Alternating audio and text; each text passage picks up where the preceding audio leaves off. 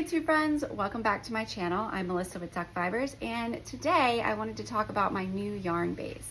As you can see, you're here in my garage, but I have my dye studio here in front of me, and so I'm going to show you how I dye up this particular color. This is my new yarn. It is a 100% highland wool zebra striped yarn. It's worsted weight, 218 yards, 100 gram skeins. And I'm really excited to try this yarn out. It's really soft and will probably only get softer as you wash it. It has a really nice ply to it, and it should knit up really well into hats, scarves, maybe even a pair of mittens, maybe even a really nice comfy cozy sweater. So what I thought I would do was show you this particular color. I'm going to dye up some more of this today. I also have this particular yarn done up in a blue color, and this blue yarn, oh, I love it. It's this beautiful, beautiful bright blue.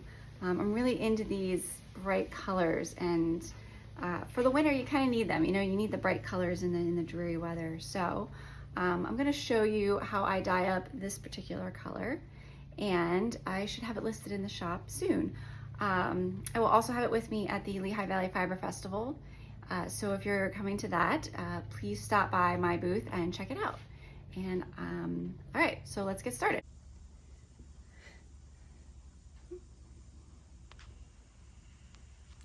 Okay, so here we go. Here is my dye bath pan. I already have my mordant in it and ready to go. I'm just gonna stir it up here a little bit. I'm also gonna turn it on and let it start to heat. Okay, I have my dye already mixed up and ready to go, so we're just gonna pour this in like that. This is a combination of gold and peach. The gold made a really pretty dark yellow, but I wanted to take it more to the red side a little bit. So what I did was I added a little bit of a peach blush powder to it, and it really brought it a little bit more towards the red. And so I'm gonna stir it like this. And then I'm gonna test it with a tissue just to see kind of sort of the color I'm gonna get. See if we do this, it's gonna be a light peachy kind of color. Okay, so I'm gonna take my yarn. Now this particular wool, I left it to soak, and then I ended up rinsing it and having to drain the water and then re-soak it again. It does carry a little more dirt than some of the other yarns that I have dyed. So I did that, and then I'll be sure to give it a good rinse once it's done dyeing. So what I'm gonna do, I'm gonna take my yarn like this, and while it's heating up, I'm gonna gently place this yarn into the dye bath. So, okay, so here's my yarn. I'm going to gently place it in. You can see it's already starting to absorb some of that color. It's already taking some of it. I'm going to slide this down, push this in a little bit better. And then I'm gonna smush it. I don't want to agitate it too much because I don't want anything to happen to the wool, but just to kind of get it all evened out in there. And then I might even grab these for a sec, lift it up, and then kind of pull it down, just so I can get to all the little nooks and spaces within the yarn. So we're gonna do this, and we're gonna leave this come up to a specific temperature, and then once that's done, I'm actually going to add a little more peach and gold to it to warm it up and give little spots of some more warmer tones within the yarn. So I'll come back in a couple minutes, well, and it'll be quick for you guys, but I'll come back in a little bit here and I will show you how I add the extra color on top, okay? Okay, so while it's actually coming up to temperature, I'm actually going to add in some more peach and more gold to it. I actually want it to be a little more towards this color, so I'm going to add in little bits of it to warm it up here and there. So I'm going to have to talk through a mask, so I apologize for that, but hopefully you can hear me. So I'm going to take some of the gold and I'm just going to sprinkle it on like this.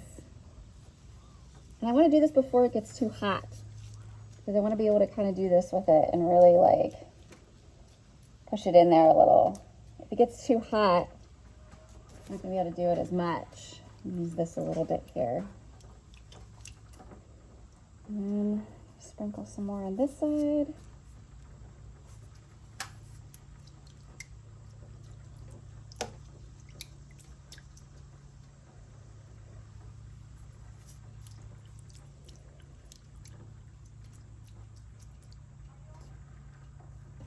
Just like this. And then I'm going to add a little bit of the peach, just to give it a little bit of warmth, a little more red to it. Just going to kind of sprinkle that. You can see it's already starting to warm up a little.